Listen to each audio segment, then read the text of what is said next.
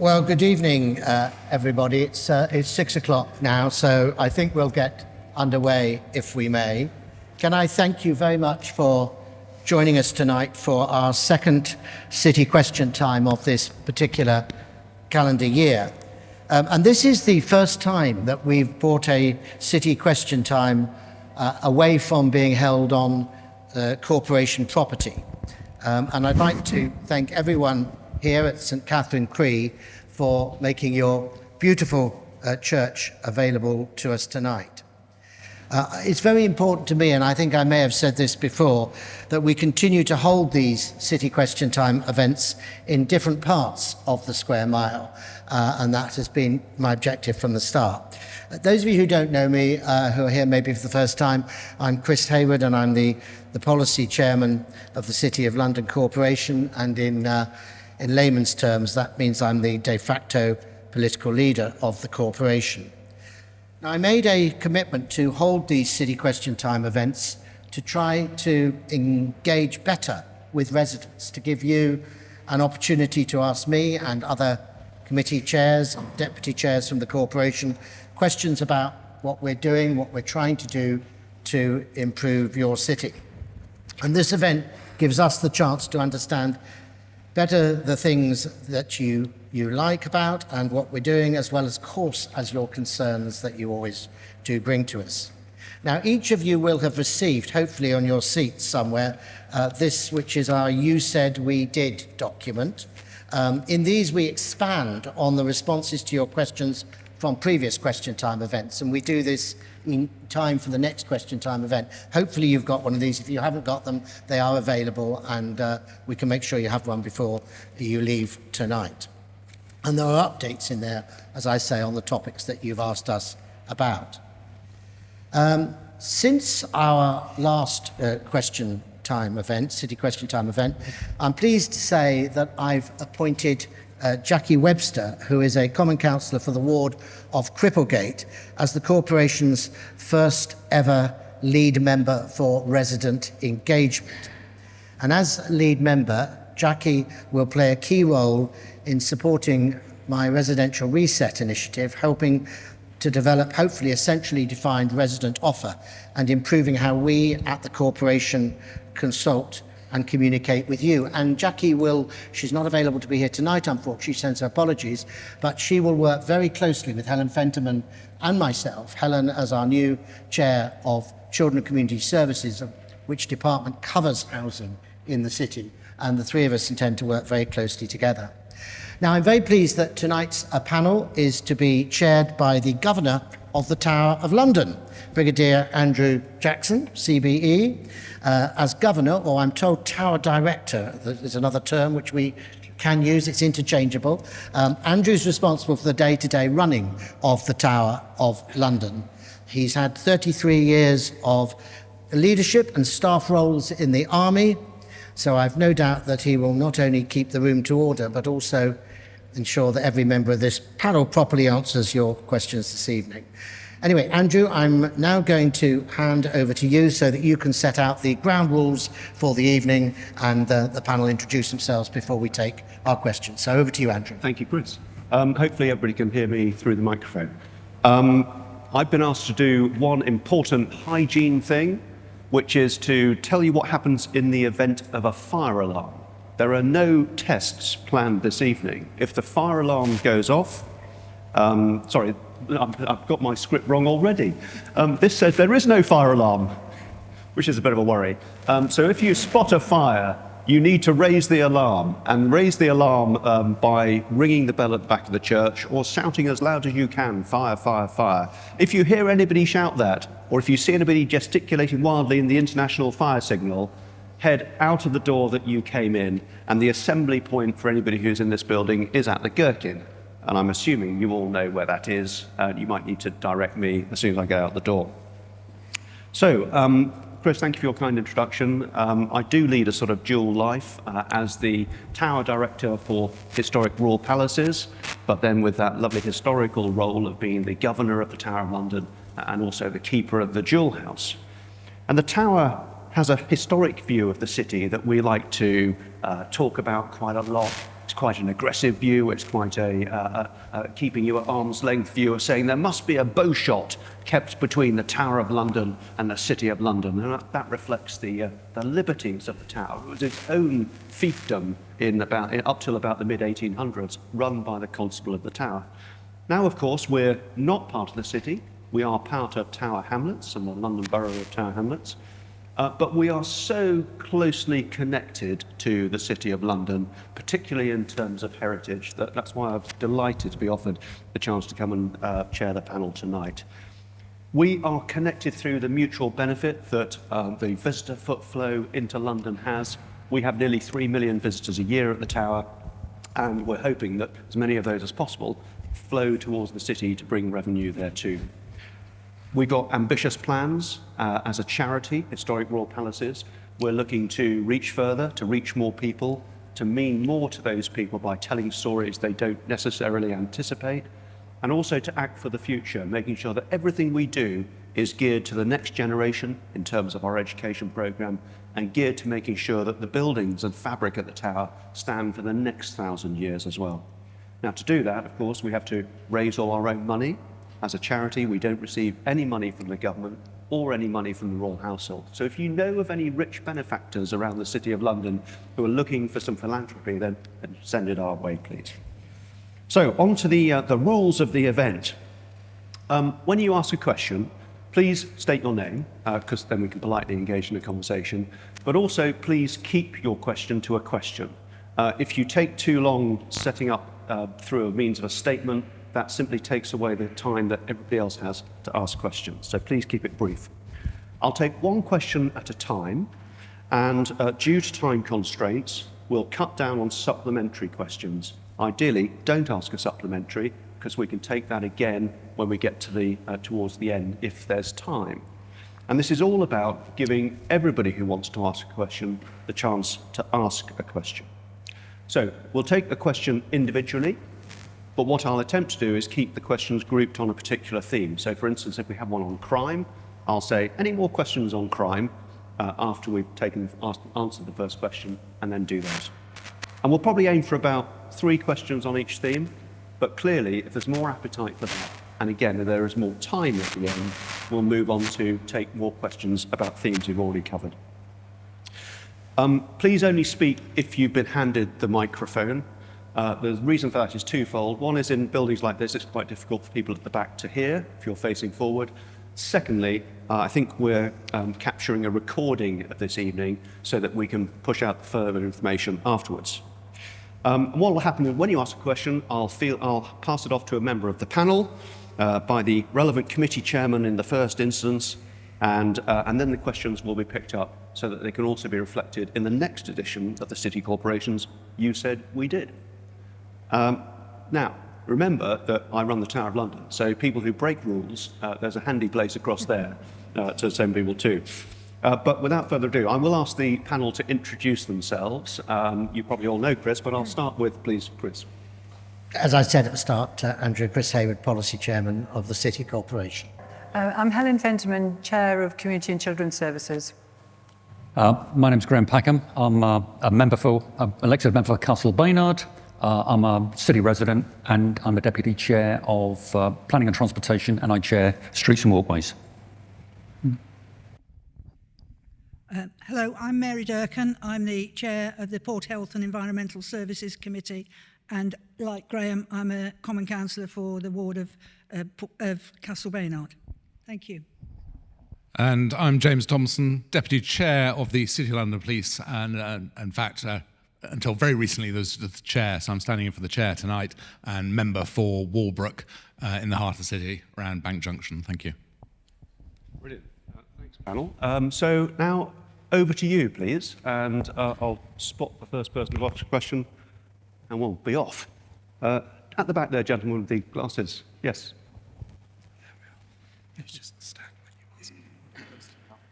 Hello, Ian Hartog from Middlesex Street Estates. We still have many, many, many unresolved issues, which I won't go into in detail now for time constraints, that have been going on for years and years and years and are still unresolved. What plans have the city to solve these problems within the next 6 to 12 months? Thank you. Helen, please. Yes, thank you. And thank you for your question, Ian. Now, I'm working on the assumption that when you talk about unresolved issues, really what you're talking about, or a large part of what you're talking about, are some of the repairs and maintenance backlog that we still haven't been able to tackle. I think that alongside Middlesex Street, we have a similar problem in other housing estates. The positive thing is that we absolutely understand how much we have to do. And I think that we have had a number of staff changes in the recent weeks, not least the appointment and starting of Peter Kane, who's the new Assistant Director for the Social Housing Estate. She's been here 6 days now, I think. So we're just allowing a bit of time for her to be here, become familiar with all of the issues, and to start to work with residents to put that right. I think you probably also know, and it's worth reiterating, that we are procuring a new service for repairs and maintenance. Many people have been dissatisfied with the service to date, and we've heard that, understood that, and so a new contractor will be in place, unfortunately not until March, April of next year, but nevertheless, that doesn't mean that nothing will happen in the meantime. We are trying as hard as we can to work through those unresolved issues on Middlesex Street and on other estates, but thank you for raising it here, it's helpful. And in the meantime, what's the means of solving the problems if there's no contractor appointed? Do you bring in an individual contractor for an individual issue? No, there is a contractor in place, but there have been some. We'd have liked that contractor perhaps to have been a little more responsive. Of course, they're free to put themselves forward for the next contract, but it's a properly managed procurement process, and the best contractor will be selected, and that will be on a quality versus price arrangement, and those percentages have been agreed with residents' input. Thanks, Katharine. Are there any other questions on state of the estate or the maintenance? Great, let's move on to another group of questions, if you wish. Yes, please, ma'am. Oh, tiny microphone.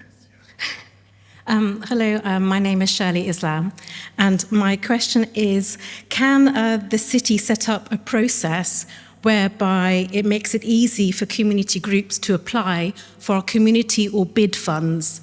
Currently, what happens is in order to apply for them, you need to be an incorporated group or a charity or a CIC. And across the city, we have a number of informal groups who are not set up, and other boroughs help the wonderful pockets of communities to set up to be a fund. So can the city do that for us, please? Thank you. I'll try and answer that one for you, but I think I'm going to get Helen to talk to you about it afterwards. What you're asking, as I'm understanding it, you're telling us, is that in order to get grants effectively, you've got to be an incorporated body of some sort, and that means that sort of voluntary groups, etc., aren't able to apply. Is that the case? You're nodding. I'm taking your nod as the case. Look, yeah, I mean, I think we can look at that, and I think we can try and find ways to actually broaden out the displacement of grants that are available. It seems to me that what we want is them to benefit our residents, and if you're saying that at the moment we can't do that because of the restrictions, if you like, corporate restrictions, then we can certainly have a look at that and see whether we can do something about it. And Helen and I will talk about it, and we'll come and have a chat with you about it at the end as well. So you had a follow-up to that? Sorry. Fred. Sorry. Yeah, Fred Rogers. A constituted group can get funding. The difficulty they have is getting bank accounts.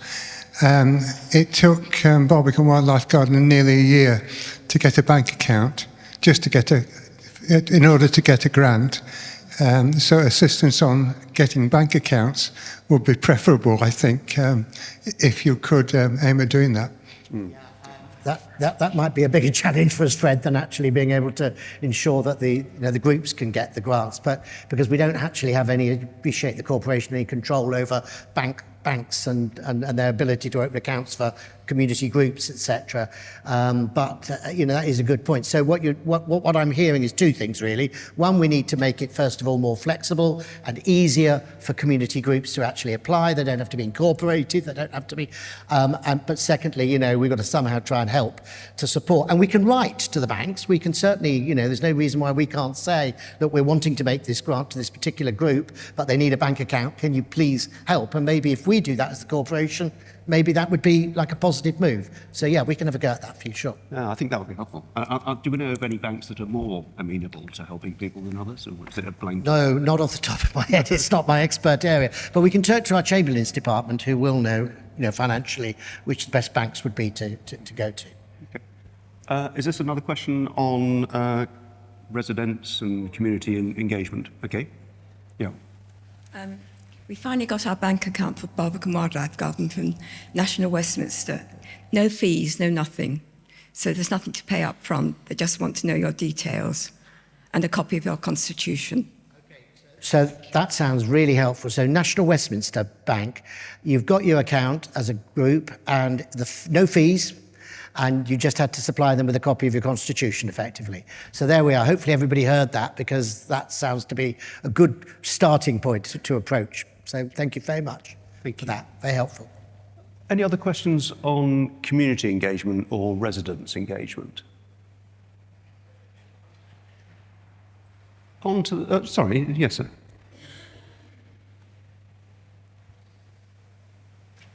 Hi, David Wilcox. I think it's about resident engagement. I'll slip it in here because it's actually about Destination City and how residents can engage with Destination City. And the programme, if anybody doesn't know, was originally launched to attract more visitors to the city and support its economy during the hard times that we've had. Initially focused on large events, a review commission to look at that, and the interim review by Paul Martin was really encouraging, saying, let's have more focus on a livable, connected, lively place rooted in its heritage and culture. And Paul gave a very good address to a citizens' forum organised by Brendan Barnes. So I think we were all really buzzed about that. Unfortunately, all we've got now is a very short summary report, which doesn't allow residents to really join in and help, which I think is one of the other partnership aims. So can you give us any idea of when we'll get a fuller report which is helpful to residents and engaging? So yes, sure, David, I could take that. So look, Destination City, thank you for what you've said about it. And let me be absolutely clear at the start, we're very keen to have a resident engagement in Destination City. This isn't something that corporation can or wants to do on its own. I launched this a couple of years ago, and initially, as you rightly say, it was in response really to the lack of footfall post-COVID pandemic and the impact that it had had on our SMEs and the need to try and get more footfall and more new spend into the square mile. And we did it initially in the first couple of years with a couple of big events. You will recall that. The bottom line is that Destination City became a really exciting brand, and everybody seems to know about it and talk about it. But if you actually asked people what they understood by Destination City, often, and certainly if I asked the members, I would get 10 or 20 different answers. And it did seem to us that it was time to have an independent review onto what the next stage of Destination City should be. So I asked the town clerk to appoint a consultant, Paul Martin, to help us with that. You met him, I think, or you mentioned you did. And he took a huge amount of consultation right across. And indeed, we sent him back a second time because we weren't satisfied there was enough resident consultation and input in there. And he went back and did that. So we know that we've covered the whole of the square mile in terms of actually getting feedback. And the renewed programme the renewed destination city goes beyond just being something to promote tourism, but actually to a growth strategy for the square mile. That's what we now want it to be. So we've kind of, it's grown up, it's come of age a little bit. And I think that growth strategy for the square miles of location will be incredibly important for us going forward. Residents' representatives will continue to play a key role, as I said at the start, in the External Destination Board. Having only recently made the decision, based on the review of Paul Martin, we are now into implementation stage, and that's where we as members hand it over to the town clerk and his team to actually ensure that we recruit the right people, that we have the right resources in place, and that we can actually take it forward. So the answer to your question, I think, is that we will be in a position during the course of these summer months now to give you the next stage and to give you that plan, to give you more flesh on the bones of, okay, this is what we've agreed. Now, this is how we're going to implement it and how you're going to be engaged in it. So thank you for asking me about it, because it remains a flagship policy for me and for the City Corporation. And we're very, very keen to have widest possible engagement we can from residents in its implementation. So thank you. Thank you. And Destination City is a brilliant example of that synergy between the Tower of London and the city. Because, as I've said to Paul and other people involved with it, Destination City without incorporating the Tower of London is ignoring all that potential that is resting on the boundary. Thank you. I think, am I turned up too loud on my microphone? I'm getting quite a bit of feedback. Do I need to turn it down a bit? No? Expert. So that sort of took us on to kind of travel, tourism, destination city type themes. And is there anybody else who wants to ask a question on that theme? Yes, please, Mel. Thank you. Hi, I think this is loosely attached to that, so forgive me if I haven't gone quite on it. But in terms of Destination City and the residents of the City of London, my name's Miranda Quinney, so I realised I should have said that at the beginning. A very high proportion of our residents are older people. I'm also very aware that Sadiq Khan, as the Mayor of London, has committed to making London overall an age-friendly city. I'd be interested to know what the City of London is doing about making itself an age-friendly square mile, because that will be fantastically important for both Destination City, residents, visitors, and of course the push towards making sure we all work for a very, very long time before we retire or go back to work. Miranda, thank you very much for that question. I mean, look, we try to be a fully inclusive city. We do try. And that means at the one end, you've got to provide facilities for children, whether it's play areas or whatever. You've got to provide sporting facilities, you've got to provide cultural facilities. Some of the things, of course, go across the generations. So culture is one of those areas where I would say it does actually cross the generations. But you specifically, I think, made reference to our more elderly residents, or the older residents in the city, who are equally as important as anybody else in the city. So we try and provide a breadth of cultural opportunities, leisure opportunities, the opportunities that living in a busy city, capital city, can actually devolve. And we don't want to be ageist at either ends of the spectrum. We want it to be everybody who comes here, whether they come here as a resident, live here, whether they come here as a visitor, whether they come here to work. It shouldn't matter what age they are. It should be that the city is here for all of them, and we will try to make our facilities as age-friendly across the spectrum as we possibly can. You know, I've tried to give you one or two thoughts and examples, but I mean, I'm sure we can work up something within the Destination City brand to actually address that, actually, because, you know, that inclusivity word is a big word, and it's a really important word to us in the corporation. We want everybody to feel involved and engaged. Thank you, Chris. Ariane.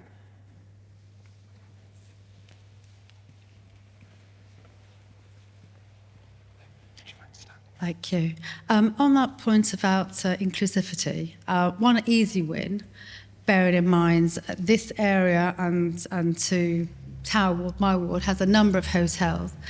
We have a number of families who come into the city, especially at the weekends, and we have families that actually live in the city. But you'll find that there are very few restaurants that actually have children-friendly facilities. No baby changing units, no high chairs, no children's menus. Now, families spend a lot of money and they will spend a lot of money. But if you don't have the facilities in the city, they will go back to the west or go back to Canary Wharf, and they will dine there. So that's one quick win. But you said earlier on about over the summer period, you will be looking at Destination City and how you can actually gel your policies together. But in the meantime, we have Wimbledon, we have the Olympics, we have the Euros.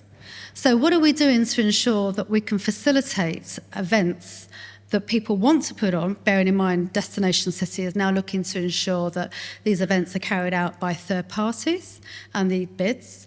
So what are we doing to ensure that we as a corporation enable these events to take place in terms of our policy and maybe enabling it very quickly when people want to have something that will bring people into the area and then therefore footfall and spend?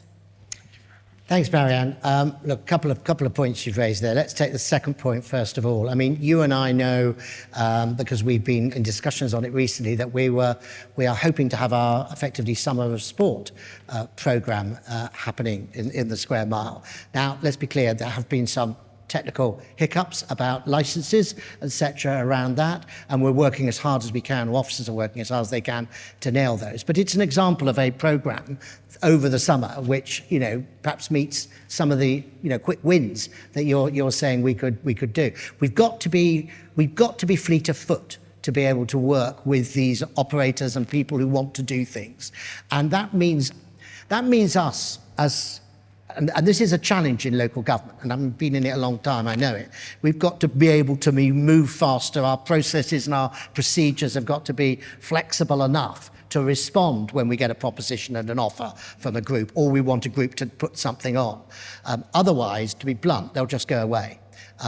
So I take your point, and you and I know, because we've spoken about the challenges of the Summer Sport programme, just what that challenge is. I think your first point's a really interesting one about child-friendly facilities in restaurants in the city, and it's a good one actually. I'm going to have to go back and talk to officers about that, because I'm not sure how commercially we're able to, if you like, enforce maybe via the licensing process. I don't know. You're former chairman of licensing. You'll know whether that's possible through that or not. I don't know. But there has to be ways in which we can encourage restaurants to provide more facilities for children rather than just for adults. And you're right, if they're not here, it simply means that people will either cross the river and go the other side, or they'll go into the West End, and we will lose all that business. We'll lose all those people, those families coming in at weekends who might go and visit the Tower of London, amongst other things. And we don't want to do that. We want to make sure they're here and they're spending their money in our city. Well, to get them to spend the money in our city, we've got to be as best we can at providing the facilities for them to do so. So I will take that specific point away, and we'll look at the child-friendly stuff. There was a question further back.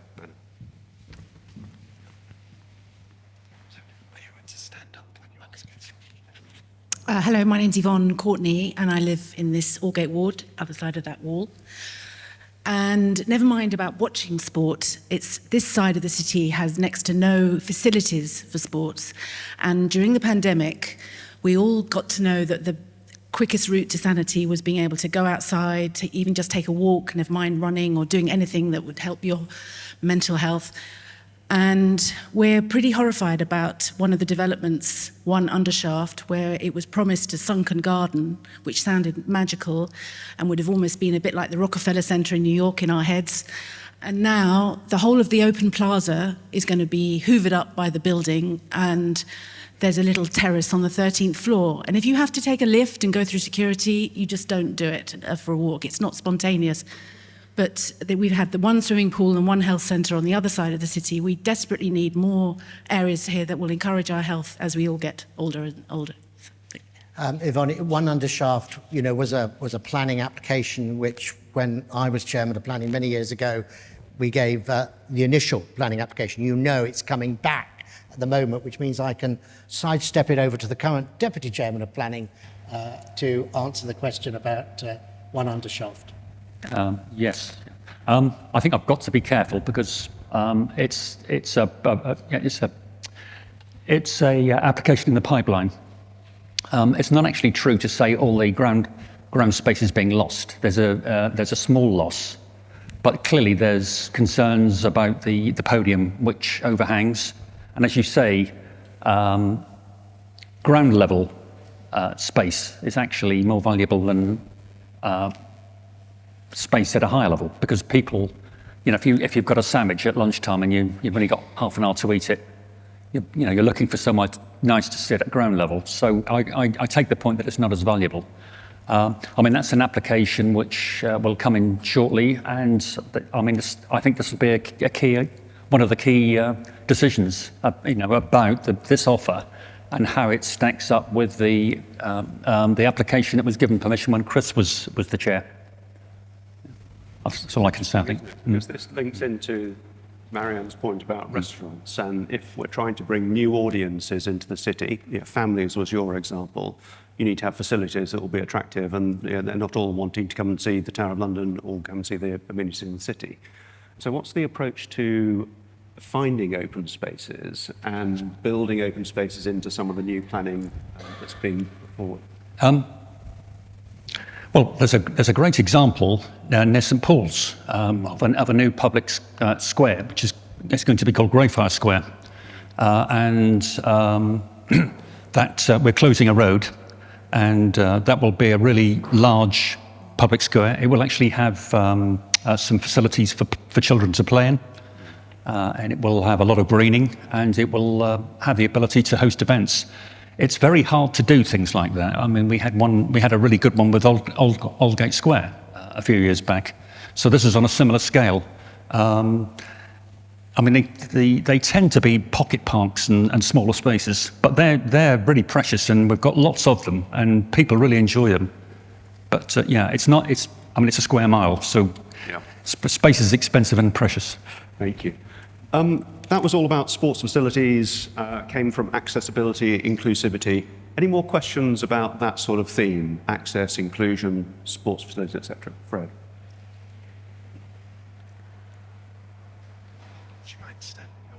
Yes, sorry. Gosh. As far as, I think this week's National Volunteers Week, one of the things about volunteering in the city is the availability of tempo time credits.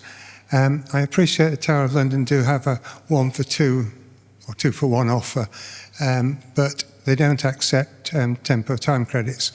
And for a family going there, with time credits, it saves about £40, £50. There are a lot of carers in the city who are suffering financially and can benefit from time credits, and I would like to see more offers, particularly to enable Destination City to work better, would enable, by giving time credits out to people, will get more people in, and they'll spend more money on other things anyway. So I'll reply on behalf of the Tower in a moment, but shall I go ahead? No, questions to you. I hadn't heard of time credits, so I'll take that back to our team to have a think about. We're just offering the 2 for 1 for residents. We're offering now a £1 ticket for those who are in receipt of universal credit, along with their families, and that's had great success. So that's something we'll certainly look into. Would you like to say the approach across the whole city to that particular thing? Well, again, it's the first time I've heard of time credits. So we'll come to you and get a bit more information on.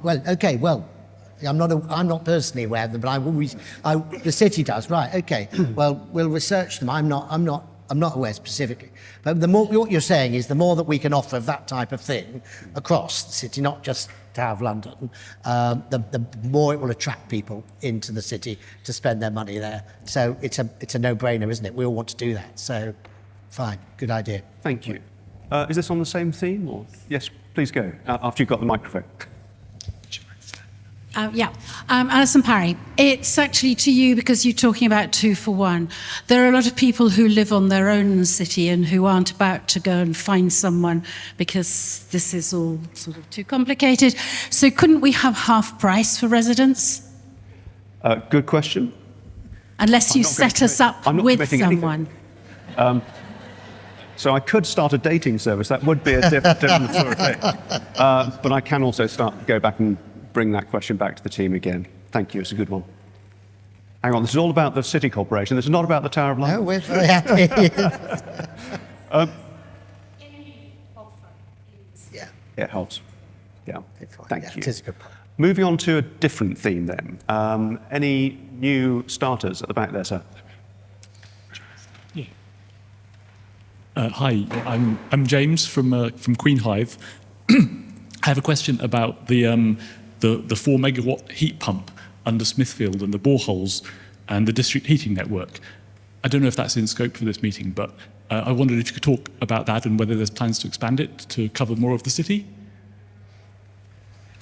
I'm not sure who this is one that can answer on the panel. I'm looking along the panel. I think we may have to take... Oh, Paul Wilkinson can. He knows all about heat pumps and etc. So perhaps we could just let Paul, who's our city surveyor, for anybody who doesn't know him, is very good at this subject. Okay, thank you for the question. So in terms of... it's the CityGen network, which is part of the E.ON group of companies, and we are actually working with E.ON to actually look at expanding the heat pump network in the city. So they're doing a piece of work that they'll be bringing to us later this year, which is good news, I think. And they're looking about decarbonising the current facility, and then looking to have more sort of local heat pumps networks around the city. So that's something they're really looking at. I guess one of the issues is the cost of doing it. The civils costs are pretty significant, but they're looking at government grants and things such as that. But more than happy to catch up with you later to maybe give you more detail. Thank you. Thank you. So it's on a similar theme to heat pumps. Well, let's move on to your theme then. Oh, sorry, was that a following on? Yeah, let's do follow on first, and then we'll come back to you. Yeah. Thank you. My name is Ian Burley, and I live in Tudor Rose Court in Fan Street. Talking about heat pumps, there is a new block of flats next to us, which I believe use CityGen for their heating and electricity. Our landlords are about to embark on a boiler replacement for our communal areas in the block of 35 flats. And they're talking about a gas boiler with an expected life of 25 years, which takes us to 39, I think. But I would like them to engage with CityGen to find out whether that's a possibility for us to use the similar system, which is already being used next door to us. So hopefully the cost of installation wouldn't be too high, but I don't know how to begin. I've contacted CityGen and got no response. So any help with that would be great. Thank you very much. We'll ask Paul to get together with Ian afterwards, yeah. Would you do that? Thank you. Is this lady in the dark dress? Yeah. That's funny. Looks like a makeup brush. Hi, my name is Henrika. I'm a councillor of Castle Baynard Ward. I'm also a resident in the City of London. And I have a question from one of my constituents who couldn't be here today. It's a resident. And that person would like me to ask the following. Regarding license applications, where the license is for a closing time, say after 1 a.m., how is the corporation ensuring that nearby residents can have a reasonable expectation of not being unduly disturbed between 11 p.m. and 7 a.m., as stated in the corporation's own statement of licensing? Thank you. So we might need some help from somebody who does licensing here. I mean, Marianne used to chair licensing. I don't know whether she can help us with it or whether there's an officer who can help us with it. Because I can't, or can you help John with it? Yeah? Hello there, John Fletcher. I'm Deputy Chair of Licensing. Oh, you are Deputy Chair. Sorry, I do apologise, John. That's quite all right. I can answer, I'll try to answer this. Yes, there are conflicting policies when an application is submitted, and there are, I think it's 8 objections, might be less than that.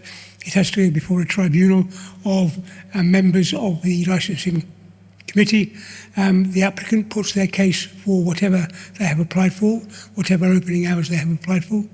Objectors get a chance to put their case, and of course their case may well include an expectation of an undisturbed night after 11 p.m. Quite rightly they should do that.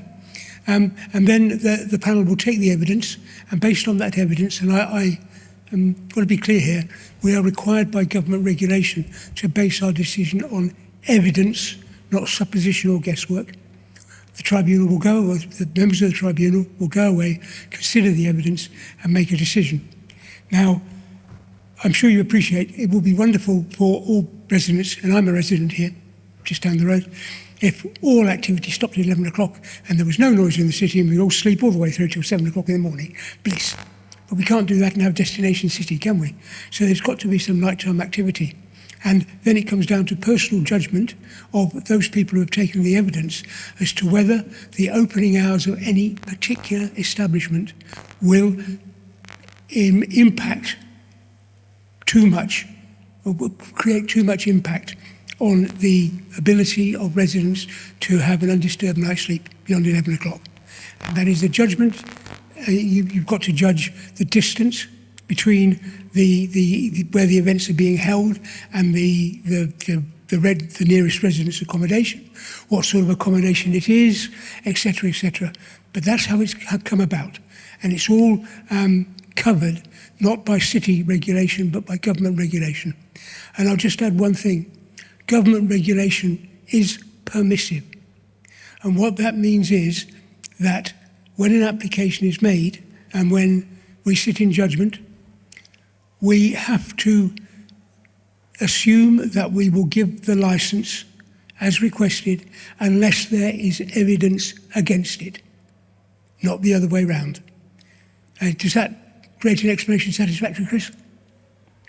Well, thank you. I mean, that's helpful. I don't know the rules around licensing, so, but thank you. Hopefully that, Henrika, you can transfer back to your questioner from your ward. Thank I think you. Marianne's got a point on it there. Is that another one on licensing, Marianne? Thank you. Today is actually my election day, 16 years ago. And I got elected simply on the back of the licensing laws changing in 2005 and coming into fruition in 2008. And in 2008, for those residents who lived in the city, you might recall, we went from being a quiet oasis to absolute bedlam. And my ward in particular is Tower Ward. All of a sudden, we had restaurants becoming nightclubs at the weekends. And we had cars broken into, we had vomit, pizza pavements, we had everything going on.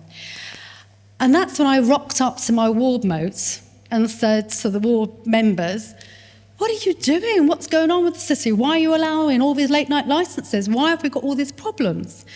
And for most members who aren't residents, who are business members, they've got no idea what goes on in the City of London during the weekends.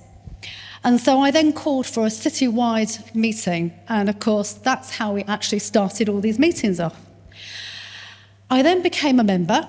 I then became a member of the licensing committee, and I became chairman of the licensing committee. And I introduced the code of best practice and a lot of things. We had a lot of promoted events in those days, and we actually changed it, and we got rid of a lot of them. And since then, with proactive policies allowing residents to engage, the noise policy, the officers reacting at weekends, dealing with noise issues, we've struck a balance where residents and the licensing trade could work in harmony. My concern at the moment is we're going to be tipping the other way, because some people misunderstand destination city. I think for residents, we see destination city as allowing visitors into the city, enjoy what we see on a daily basis, adding to the city, enhancing the city, not being detrimental. The concern for the residents at the moment is more late night venues and the problems that we have to deal with when all these business members are at home in Surrey or elsewhere and don't have to deal with the problems. We do. And the concern that we have is we are seeing more late night licenses where actually there are grounds not to grant them. Our policy, our licensing policy says that we have an expectation as residents to have a good night's sleep from 11 o'clock at night until 7 in the morning, and so does the World Health Organization. So it's about actually underpinning the licensing policies and planning policies that we have. But our concern is with destination city, people have misused that term. and are seeing things that they can actually suggest that we have nightclubs everywhere. That might be your view. No. For residents, I don't think it is. And I think for the businesses that we have, and as chairman of licensing, I used to see businesses complaining about the aftermath of the nighttime economy, but also the number of hotels that we have now. So we have a huge number of residents, be it permanent residents or day residents and night residents. And therefore, where does the city actually stand on late night licenses? Are we going to go back to Bedlam? Or are we actually going to keep the balance that we've struck and we have maintained, where we can all live in harmony together without actually impinging on one side or the other?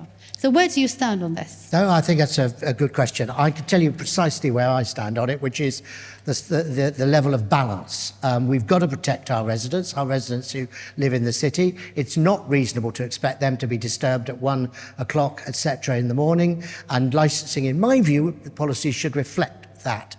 Similarly, I agree with you. There has been, by a minority, I would say, a tendency to completely misuse and abuse the term destination city. We see that particularly on a Friday night at Liverpool Street Station, when the people pile in some weekends for stag weekends and hen nights and the like, and it causes us and our residents a huge amount of upset. You know, it's a problem for environmental services, it's a problem for the police, and we do not want to become, in my view, that sort of city. We do not want to attract those people coming in from another county to run those sorts of late night activities in the City of London. That's not what we're set up for. We do need to strike that balance, and I think I certainly do not want to see us go back to those days that you mentioned, Marianne, when you first ran for the corporation and it was mayhem and chaos and etc. So there's got to be a balance. Of course we want a vibrant nighttime economy, but a vibrant nighttime economy does not mean all hell let loose at 1 o'clock in the morning. I think that's a fascinating subject, isn't it? Because it really does cut to the heart of what you're trying to promote with Destination City, getting that right, but acknowledging the reality that there will be businesses who come in who they can only afford to trade if they're able to trade at night time as well as in the daytime. I'm afraid we're getting very close to that last question. You've had one, I'm afraid. And so at the back there, yep, sorry, not right at the back, behind the pillar. Then we'll come to you.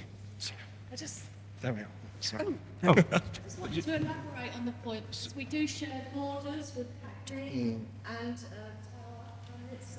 Can you pass the microphone? Thank you. So I just wondered if you could just elaborate on that, because we do share borders, particularly Liverpool Street Station area, with Hackney and Tower and stuff like that. I mean, is there some sort of relationship to sort of in place? Yes, I mean, look, we as local authorities, corporation and the boroughs, London boroughs, talk to each other all the time about these sort of cross-border issues. But, you know, we're not a fortress city. We can't sort of stop people at the border with Tower Hamlets and say, you know, you can't come in, or, you know, you've got to go out by such a time. But yes, we can, of course, work proactively and constructively with our neighbouring authorities around the square mile, frankly, to try to ensure that there is an understanding around these matters. But what we're not is a fortress. So and I think the best controls are, frankly, what Marianne's talking about, which is the licensing policy and the licensing control. Because if you have reasonable closing hours and reasonable, you know, people can party, but not excessively and not late at night, then our residents are also protected. We have the advantage that we are, of course, a fortress. So you are a fortress. Well, you can close your gates. Last question. Sorry, just last question from the please. Hi, my name is Katie. I live in Cripplegate Ward. It's not just noise that is that residents have to put up with. The city seems to be becoming a sewer. Like walking from the Barbican to here along London Wall, I had to dodge so many, let's say, creeks of urine. It's very unpleasant. It's for Mary. Definitely a Mary question. Thank you for the question. Yes, I agree that there are spots in the city where this is a problem, particularly about late night urination in the streets and vomit and that sort of thing. And that's not what people want, and it's not pleasant. I would say that we have, I'm well aware that our cleaning of the streets has not been up to our usual standard in recent years. But we have been awarded an extra 1.4 million to employ more street sweepers. We've now got 70 people who sweep and clean the streets 364 days, I think it is, a year. I think they're allowed Christmas Day off, but the rest of the time they're out 24/7 cleaning the streets. In terms of providing toilets, we have got a report coming back to our next committee meeting, and we are in the process of increasing the number of, I don't know if you know the Eurolifts, the toilets that come out of the pavement in the evening and pop back down in the first thing in the morning, if you're about. There are some of those. They are very useful, and we're looking to increase the number of those and to advertise that the existing toilets far better than at present, because at the moment many people don't know where they are, and I was certainly surprised that we had, in fact, had so many that I didn't even know about. So we're looking to try and get that situation so that people do know where the toilets are and know where the premise is. A small thing, when we have planning applications now for office blocks, we're asking them where, if they can provide public toilets in their foyer or whatever, that are accessible to all members of the public, not just the people who work in that building. So we are making progress. It's not easy, and a lot of it costs a lot of money, which, although we have money for street cleaning, we haven't got the money for toilets and that. But I'm well aware of the problem. And please, if there's anybody, a lot of people have sent me photographs of litter and rubbish on the streets, and it's really helpful to use that as an argument for why we need better facilities. And if anybody's got problems about lack of toilets, rubbish on the streets, please just let me know. It's very useful. Thank you very much. Thank you, Mary. That's been a fascinating run through all sorts of different issues and ending with some really basic human needs. And we have exactly the same issue at our place too. Chris, is there anything you'd like to say in conclusion tonight?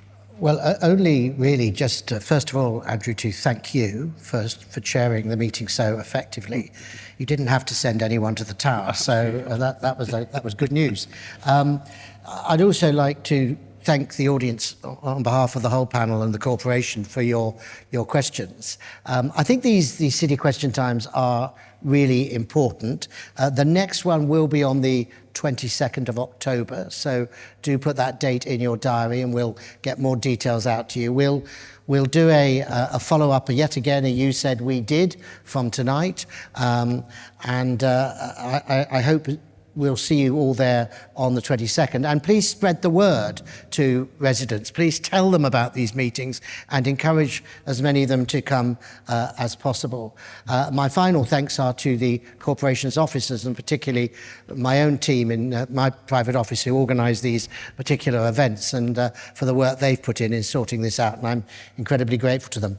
Do stay and chat over refreshments. There's no need to rush away. There's refreshments on the right-hand side here. And I'd just like to say thank you again for tonight. Thank you, everybody.